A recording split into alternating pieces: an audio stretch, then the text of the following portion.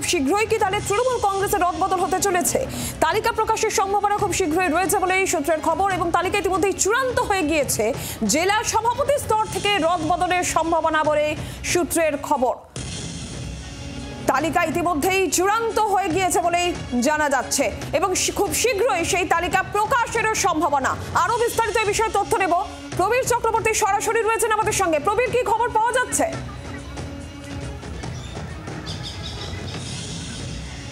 দেখো, তৃণমূল কংগ্রেসের রদবদলের জল্পনা প্রায় 6 মাস ধরে চলছে যে তৃণমূল কংগ্রেসের রদবদল হবে, এবং সেই জল্পনায় শিলমোহর দিয়েছেন স্বয়ং তৃণমূল নেত্রী মমতা বন্দ্যোপাধ্যায়। 27শে ফেব্রুয়ারি তিনি বলেছেন রদবদল হবে। পাশাপাশি দাঁড়িয়ে গত 6 মাস সেপ্টেম্বর মাস থেকে অভিষেক বন্দ্যোপাধ্যায় বারবার বলেছেন যে দলের রদবদল হবে। তিনি একটি প্রস্তাব জমা দিয়েছেন এবং সেটা পুরোটাই পারফরমেন্সের ভিত্তিতে।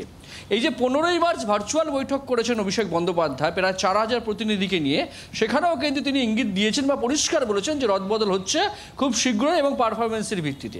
এই রদবদল হবে, এই জল্পনা অনেকদিন ধরে চলছে, এবং শীর্ষ দুজন নেতৃত্ব তারা কিন্তু প্রকাশ্যেই বলেছেন যে হ্যাঁ রদবদল হচ্ছে। এই অবস্থায় দাঁড়িয়ে প্রশ্ন উঠছে তাহলে কবে হচ্ছে।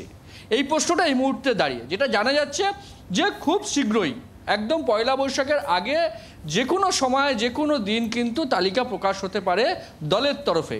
সেক্ষেত্রে দাঁড়িয়ে তালিকা ইতিমধ্যে চূড়ান্ত।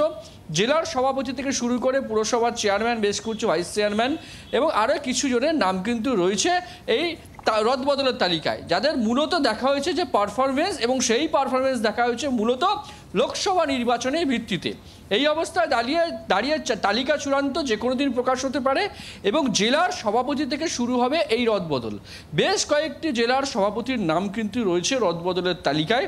তাদেরকে সরিয়ে নতুনভাবে জেলা সভাপতির দায়িত্ব দেওয়া হতে পারে অন্য কোনো সাংগঠনিক নেতাকে। সেক্ষেত্রে দাঁড়িয়ে 2026-এর আগে এই রদবদল ঘটিয়ে তৃণমূল কংগ্রেস তাদের যে সাংগঠনিক যে শক্তি সেটাকে আরও বৃদ্ধি করতে চাইছে। সাংগঠনিকভাবে একদম শক্তপোক্ত হয়ে বিধানসভা নির্বাচনের আসরে নামতে চাইছে তৃণমূল কংগ্রেস। সুতরাং বহুদিনের যে জল্পনা, বহুদিনের যে চর্চা রদবদলকে কেন্দ্র করে, সেটা যে খুব তাড়াতাড়ি হতে চলেছে তৃণমূল কংগ্রেস সূত্রে কিন্তু সেটা জানতে পারা যাচ্ছে।